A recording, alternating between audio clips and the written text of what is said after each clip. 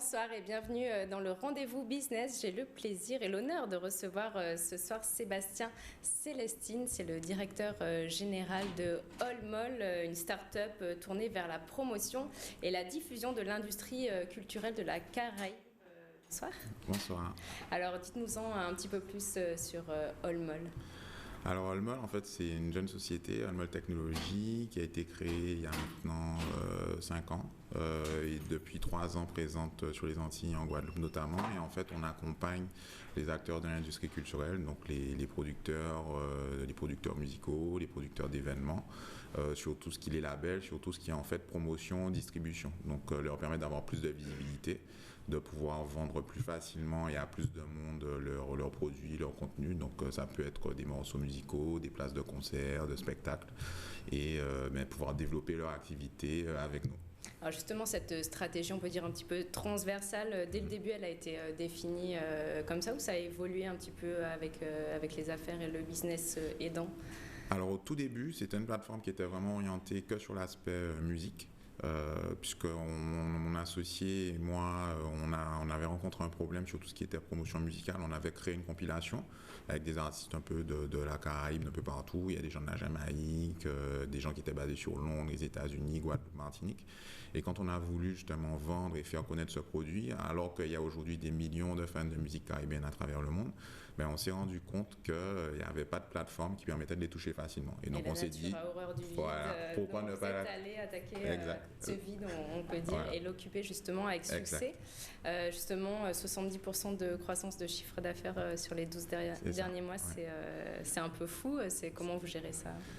Alors aujourd'hui, c'est une boîte qui est en pleine croissance. Là, les stats sont en train de continuer à évoluer dans le bon sens. Là, on est presque à 100% par rapport à l'année dernière. Et comment on gère ça? C'est beaucoup de boulot. Ah, c'est bien, j'imagine aussi. C'est beaucoup de boulot. Peut-être que les spectateurs le voient à l'antenne, les petites cernes. C'est beaucoup de boulot. Là, on est en train de faire grossir l'équipe. On était à 2 jusqu'à pas très longtemps. Et là, on est 6 maintenant. On a 2 personnes ici en Guadeloupe qui viennent de commencer. Une personne au niveau commercial, une personne sur la partie un peu administrative et commerciale. On a quelqu'un maintenant en Martinique aussi qui va nous aider à développer le marché sur la partie commerciale. Il y a mon directeur technique, Sébastien Luissin, qui est guadeloupéen, mais qui lui est sur Paris pour le moment et qui fait comme moi, fait le va-et-vient. Et on a aussi Madly chez Neking, qui est martiniquaise, qui nous accompagne sur la partie communication. Et qu'on salue avec son agence Majorine, qui vient de lancer avec succès. Elle aussi, alors par définition, on dit souvent que la start-up au début, c'est une idée innovante souvent et on cherche un peu le modèle économique qu'on trouve au fur et à mesure. Ça fait partie du risque. Alors pour vous, en fait, comment ça se passe au niveau du business model? En plusieurs phases. C'est-à-dire que l'idée première de Allmall, on s'était dit, voilà, le marché de la musique, surtout ce qui est un peu vente, c'est un peu compliqué. C'était au début de tout ce qui était un peu financement par la publicité, le streaming, etc. Donc un peu comme ce qu'on connaît aujourd'hui avec Deezer, mais c'était il y a plus de 5 ans. Et on s'était dit, on va faire un modèle comme ça, orienté sur la partie caribéenne. Comme ça, les gens vont accéder, on pourra accéder. Comme on consomme beaucoup de musique, les gens allaient pouvoir consommer beaucoup, on trouve des annonceurs, machin. Mais après, ce modèle-là est un peu compliqué et difficile à tenir. Et on le voit toujours aujourd'hui avec des sociétés comme Deezer ou autres, qu'on est obligé d'injecter énormément d'argent et elles ne sont pas forcément rentables. Donc on s'est dit on allait revenir un peu plus vers le côté un peu transaction média, donc d'achat de musique, achat de tickets. Donc on a mis ça en place, ça a bien fonctionné et aujourd'hui en fait c'est la partie surtout billetterie qui a décollé. Donc on le faisait d'abord pour des soirées, concerts typés caribéens sur Paris. On a commencé à travailler ici et en fait ici ça s'est développé très rapidement parce que il y avait personne qui répondait à ce besoin-là sur la billetterie en ligne et on est en train maintenant de développer aussi un réseau en fait de vente via les partenaires pour que les gens qui n'ont pas forcément accès à Internet ou qui n'ont pas l'habitude d'utiliser ce type d'outils puissent aussi bénéficier de nos services. Et il faut dire au niveau de la billetterie en ligne, justement, vous arrivez aussi à être assez compétitif par rapport à la billetterie physique sur place. Souvent, c'est des tarifs avantageux. Exact. Souvent, on a des tarifs préférentiels. Par exemple, le 18, il y a le concert de Tabou Combo et Karimi. On a des places, je ne sais pas s'il en reste toujours, mais voilà. Menu. Exact. On a a 5 ou 10 euros de réduction par rapport aux tarifs classiques. Ça arrive en fait assez régulièrement. Comment vous parvenez, c'est une négociation avec, exact, ouais. avec l'organisation? C'est une négociation avec l'organisateur. Aujourd'hui, en fait, on a quand même 17 000 personnes inscrites sur la plateforme et on touche quasiment 100 000 personnes sur tout ce qui est réseaux sociaux. Donc, du coup, on a un pouvoir, en plus de la partie billetterie, de communication pour ces gens-là. Donc, dans nos deals qu'on met en place, au lieu de demander de l'argent directement en disant, voilà, vous allez payer des campagnes de communication, comme nous, on est en développement, on préfère négocier des tarifs réduits sur une certaine quantité de places pour que les gens viennent chez nous parce que c'est bien, c'est pratique et en plus, c'est moins cher.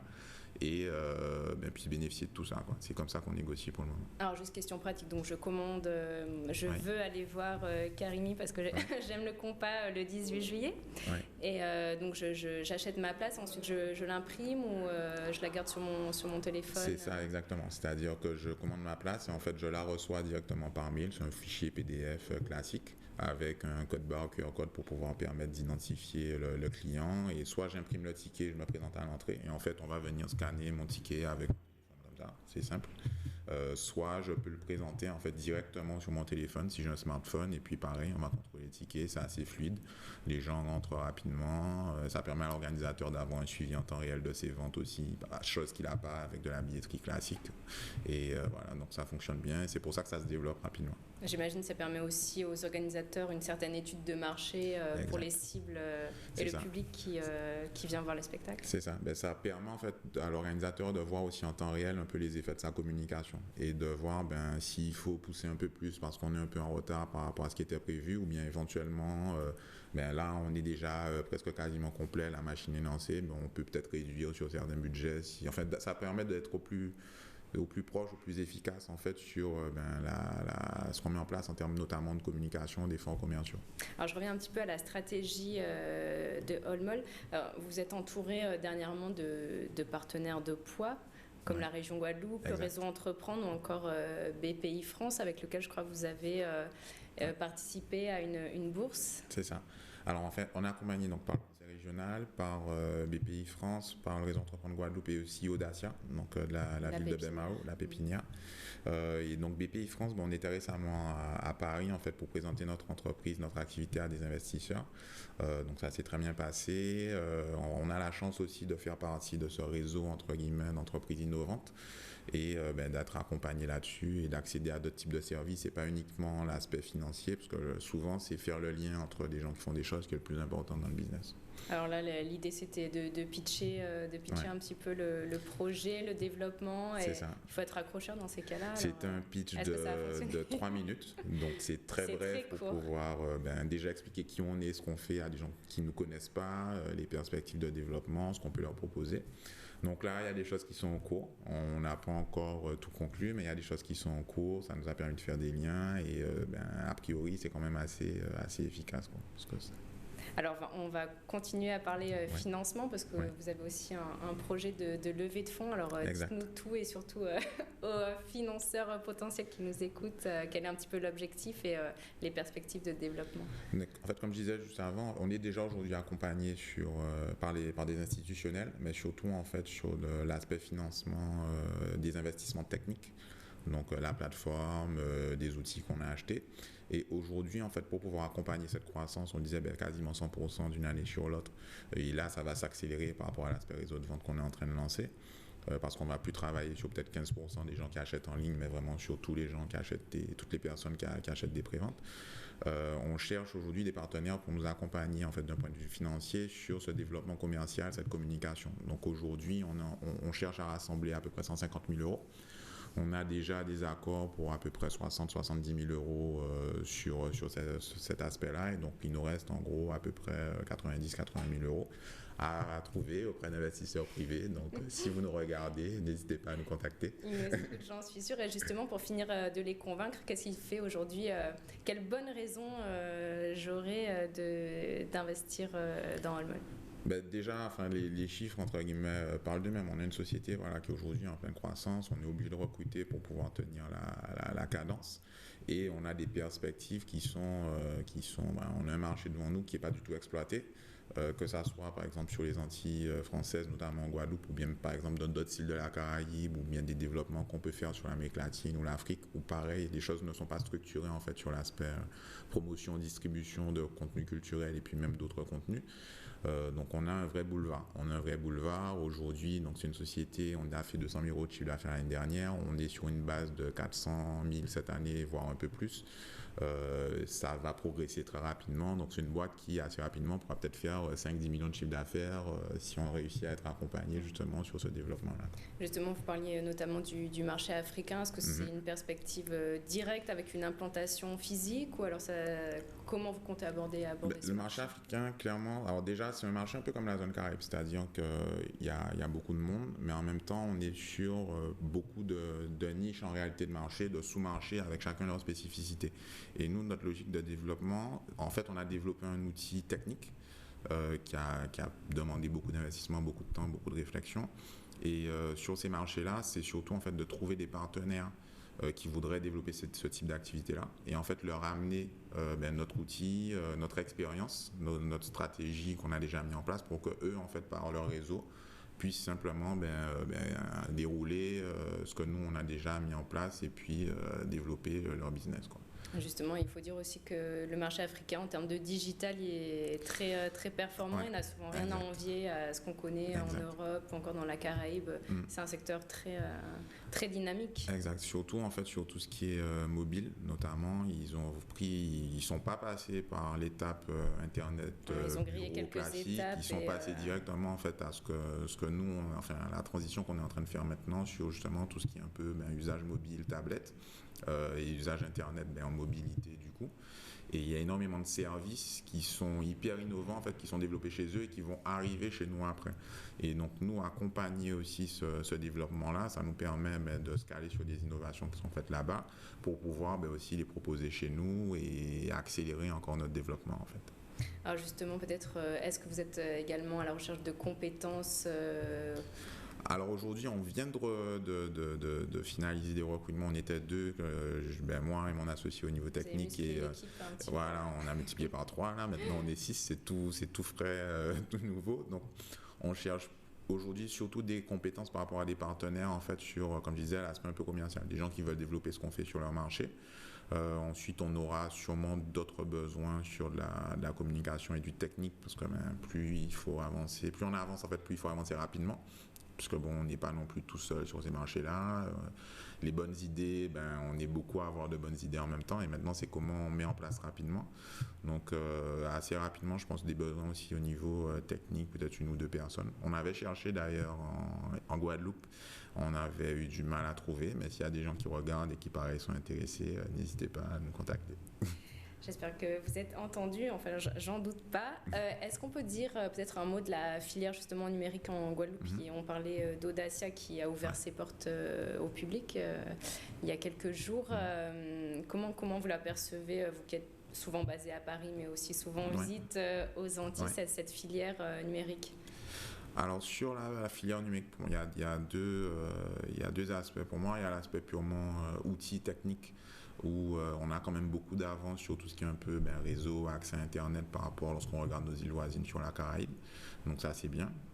Ensuite, sur le côté usage, c'est vrai on avait en tout cas quand même pas mal de retard, parce que lorsqu'on regarde, il y a très peu de sociétés locales qui permettent d'accéder à des services via Internet, etc. Donc du coup, les gens n'ont pas l'habitude. Et nous, c'est quelque chose... c'est un élément auquel on a été confronté. En commençant avec la billetterie en ligne, les gens, il fallait déjà les sécuriser sur je vais aller acheter en ligne avec ma carte bleue, qu'est-ce qui se passe, j'entends plein d'histoires de piratage, de machin, est-ce que c'est un site sûr? Donc on a déjà dû faire un travail là-dessus, donc c'est en train de prendre, et il y a de plus en plus de sociétés qui sont en train de se lancer dans ces démarches-là, de e-commerce, d'utiliser le web pour faire du marketing, accompagner les entreprises, Audacia et des gens qui travaillent sur le marketing sportif par exemple.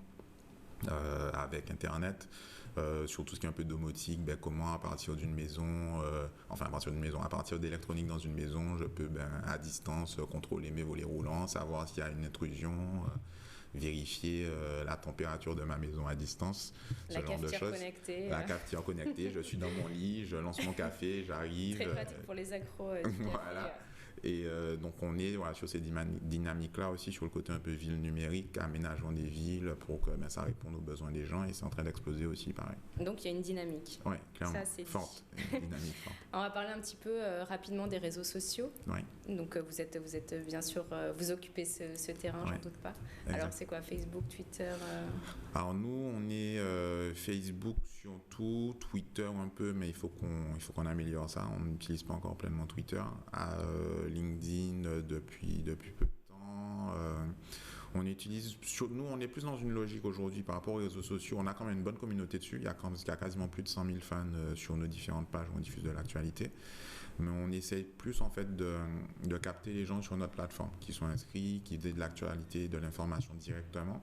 Parce que ce qu'on constate sur les réseaux sociaux, on a accès à beaucoup de monde, c'est quand même pratique, mais ça devient de plus en plus compliqué de vraiment pouvoir toucher les gens, de distribuer un message efficace, parce que comme tout le monde va dessus, c'est un peu comme les médias au final. C'est-à-dire plus il y a de la demande, il y a des gens qui veulent faire des choses, plus ça devient compliqué d'avoir un temps, entre guillemets, de passage. Donc nous, on essaye plus de ramener en fait les gens vers nous, vers notre plateforme, et de créer de l'échange à partir de cette plateforme-là. Plutôt que de pousser beaucoup sur les réseaux sociaux, même si c'est bien en fait au début pour démarrer. De quelle façon, par exemple, vous accentuez cette visibilité de la plateforme ? Ce sont des liens qui renvoient... On travaille par exemple sur l'aspect référencement, on travaille sur des partenariats avec d'autres sites où les gens ont leurs habitudes. On essaye justement aussi d'avoir de la visibilité un peu sur les médias. Nous, la chance qu'on a dans le métier qu'on fait, c'est que nos partenaires organisateurs d'événements ou labels, etc., communiquent aussi sur nous en disant voilà, vos places ou nos morceaux sont disponibles sur allmol.com, donc vous pouvez aller acheter directement. Ma dernière vidéo est disponible sur allmol.com.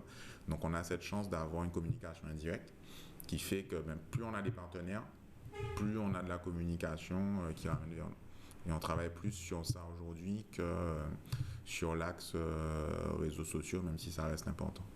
Bon, alors on va finir avec une question sympathique pendant ces vacances. Alors les bons plans Allmol pour ce mois de juillet, août, en Guadeloupe, puisqu'on est en Guadeloupe, mais on est aussi écouté en Martinique et à Paris. Donc, c'est vrai.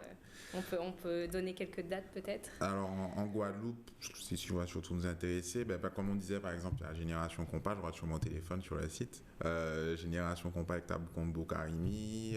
Donc c'est le 18 juillet, c'est ça ? C'est le 18 juillet. Donc les tickets en ligne. Tickets en ligne sur allmol.com. On a un événement aussi qui est fait par l'équipe qui s'occupait du Siwo Club à l'époque, qui s'appelle Open Space, qui va se faire à Sainte-Anne et qui promet d'être vraiment bien. Après on a un festival qui s'appelle All Day in Music Festival, qui est un festival un peu électro-caribéen qui va se faire sur Saint-François. On est partenaire aussi. Et puis pour les personnes qui sont fans de tout ce qui est musique latine, on va avoir en fait un événement qui s'appelle Fiesta Caliente avec The Gypsies, José Farrado et Maroon Harmony au Palais des Sports, donc 31 juillet, pour lequel aussi, mais on vend des places, on a même des places attribuées où les gens pourront être dans des gradins or, etc. Donc il y a beaucoup de choses qui arrivent. Et on vous invite à venir sur le site, découvrir tout ça, cliquer, acheter. Voilà, et puis on peut dire aussi que vous êtes bien dans la région Guadeloupe, Martinique pendant ces mois de juillet et août. Exact, donc vous êtes attrapable pour des échanges. C'est ça. Je suis entre les deux. Je vais être, je pense, 2 fois sur la Martinique, sûrement. Juste après la diffusion, là, donc ça sera sûrement demain, et puis en début août. Donc pas hésiter, pareil sur le site vous avez nos coordonnées, il y a une hotline où vous pouvez nous joindre. Voilà, je crois qu'on a fait un petit peu le tour. C'est la fin de ce rendez-vous business. Je vous retrouve pour un prochain numéro.